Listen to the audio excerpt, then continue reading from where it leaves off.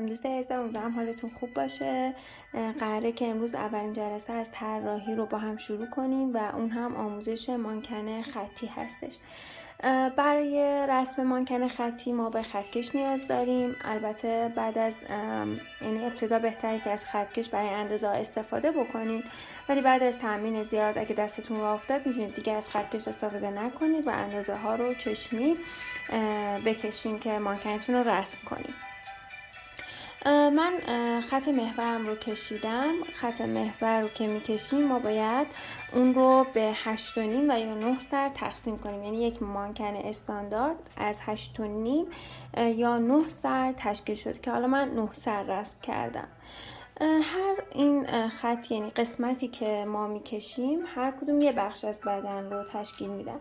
خط اول چانه هستش، خط دوم خط سینه هست، خط سوم خط کمر هست، خط چهارم خط باسن هست، خط پنجم خط وسط ران هست، خط ششم خط زانو، خط هفتم خط وسط ساق، خط هشتم ساق پا و این نوع که قرار میگیره در واقع زمین هستش.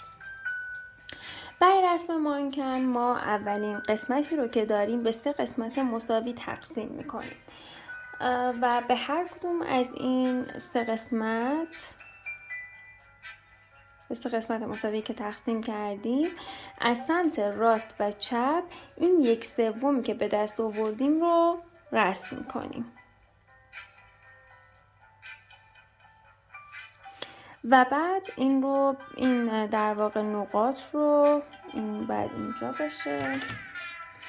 این خطوط رو میتونیم هی جابجا کنیم دیگه، چون که ما خطی که اینجا رسم میکنیم باید یک دایره به ما بده.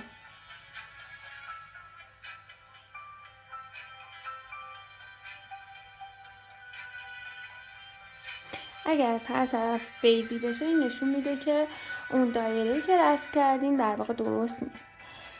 این دایره‌ای که به دست آوردیم رو حالا من در انتهای خورده پررنگ‌ترش هم میکنم که توی دوربین بهتر مشخص باشه.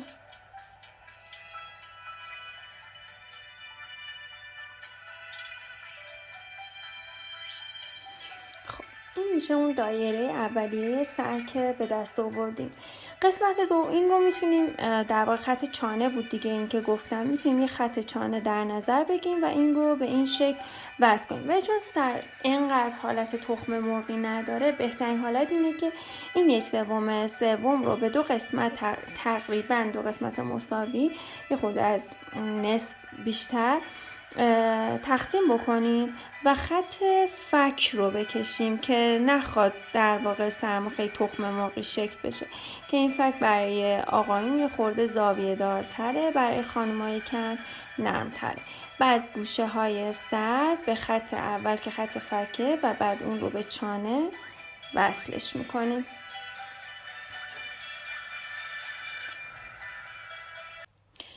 این شد سر ما. اینو باز من پررنگ‌تر میکنم که توی فیلم مشخص باشه. ما با این سر خیلی کار داریم، چون تقریبا تمام اندازه های ما برای کشیدن مانکن خطی به این سر مربوط میشه و اندازه ها بر اساس طول و عرض سر ما هستش. برای بخش دوم که میخوایم شانه و سرشانه رو بکشیم، باز هم این بخش دوم رو به 3 قسمت تقسیم میکنیم، به 3 قسمت مساوی تقسیم میکنیم و این قسمت اول میشه قسمت شانه. بهتره که اینها رو یادداشت کنید. حالا اندازه شانه و عرض شانه رو چطوری در واقع میکشیم؟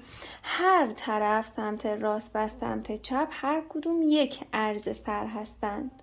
یک عرض سر سمت راست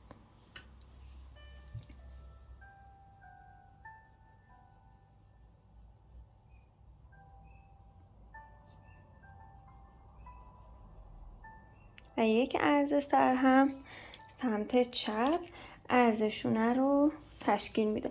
ما در نهایت میتونیم این اندازه ها رو بررسی بکنیم، یعنی حالا کوچیک و بزرگیشو قبل از اینکه بخوایم حالا مانکن و کامل رسم بکنیم میتونیم دقت کنیم و درست بکنیم. پس این شد عرض شانه. عرض شانه برابر است با 2 عرض سر. قسمت بعدی که باید بکشیم خط کمر هستش. برای کشیدن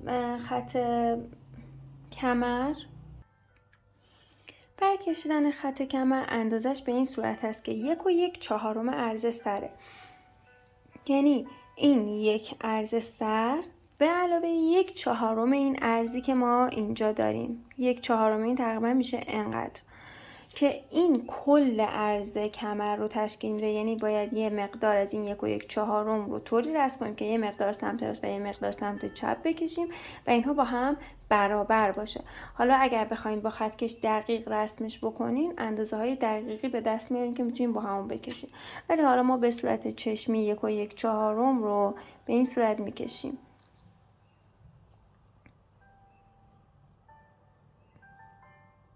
حالا برای اینکه ببینیم این ارزی که کشیدیم مناسب هست یا نه، ما این خطا رو به هم وصل میکنیم. اگر زاویه مناسبی بهمون بده، این نشون دهنده اینه که اندازه‌ای کشیدیم درست هستش. و بعد میریم سراغ عرض باستن. عرض باستن برابر با عرض شانه هستش. پس توی این قسمت هم 2 تا عرض سر باید رسم کنیم. یه عرض سر سمت راست و یک عرض سر هم در سمت چپ. گفتم دیگه عرض شانه و عرض در واقع باستن باید تقریبا یکی باشه. تقریبا که نه، دقیقا یکیه دیگه. یه خورده برای من بزرگتر بود. خب حالا این خطها رو به هم وصل میکنم.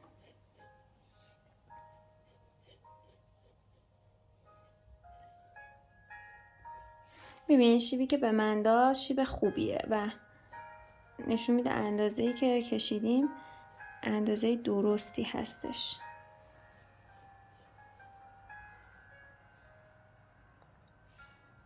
خیلی خوب. و بعد میریم سراغ محور پا. ما باید محور پا رو در واقع این خط باستن رو به 2 قسمت مساوی تقسیم کنیم و از اون محور پا رو رسم کنیم.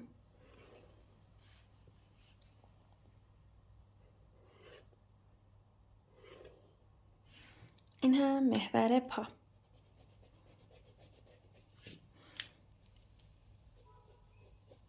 و بعد میریم سراغ محور دست. برای محور دست ما اینجا یه مفصل داریم. حالا میگن این مفصل رو یه سری اندازه‌های خاص بهش میدن که میگن با اون اندازه ها بکشین، که حالا خیلی به نظر من مهم نیست. شما همون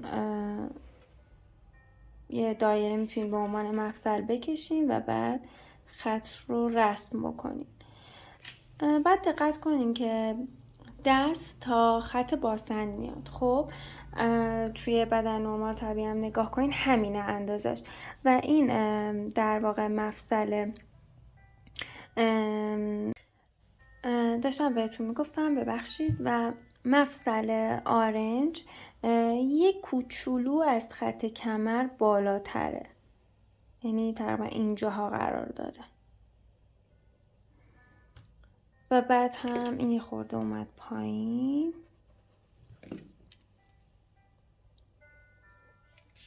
خب بعد هم مفصل مچ دست رو میکشیم و تمام.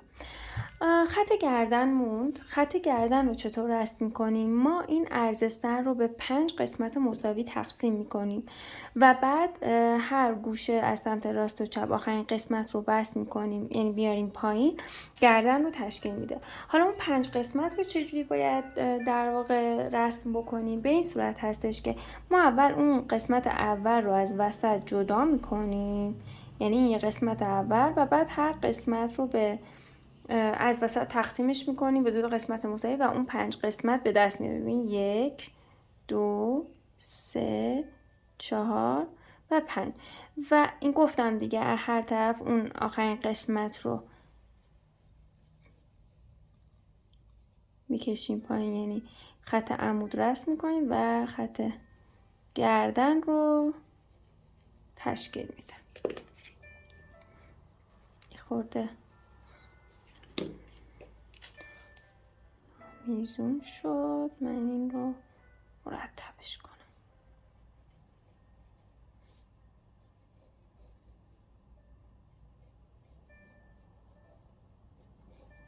به این صورت. و بعد هم توی این قسمت زانو قرار داره، مفصل زانو هستش. این در واقع مفصل مچ پا هست در این قسمت که حالا اگه بخوایم ما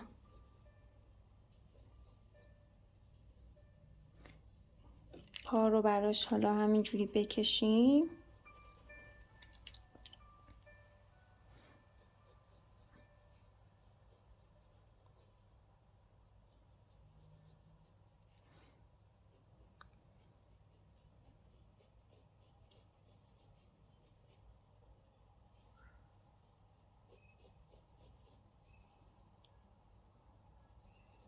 به این صورت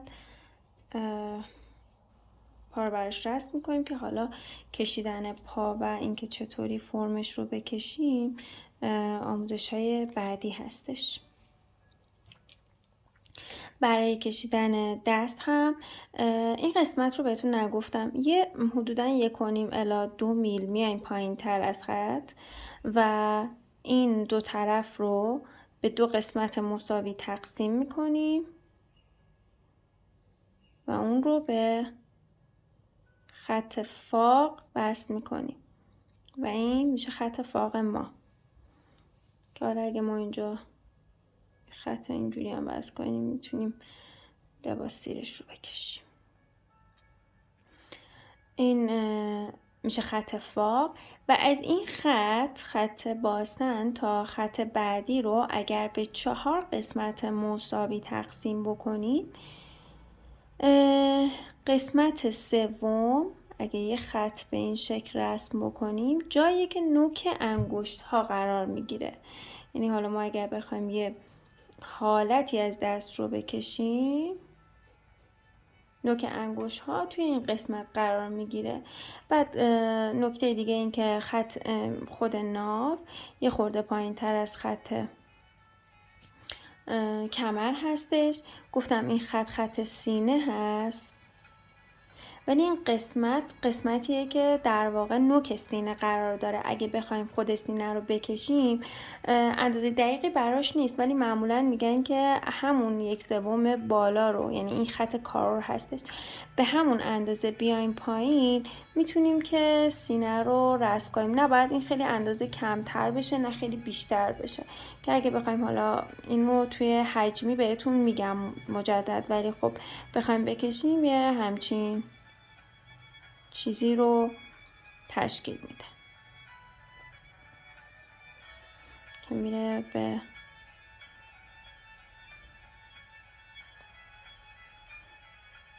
خطه. و اینجا هم گفتم دیگه نوک سینه رو تشکیل میده. این از مانکن خطیمون همینه، نکته خاص دیگه ای نداره و برای حجمی کردنش توی ویدیوی بعد با من همراه باشین تا یاد بگیریم که چطور این مانکن خطی رو حجمیش بکنیم.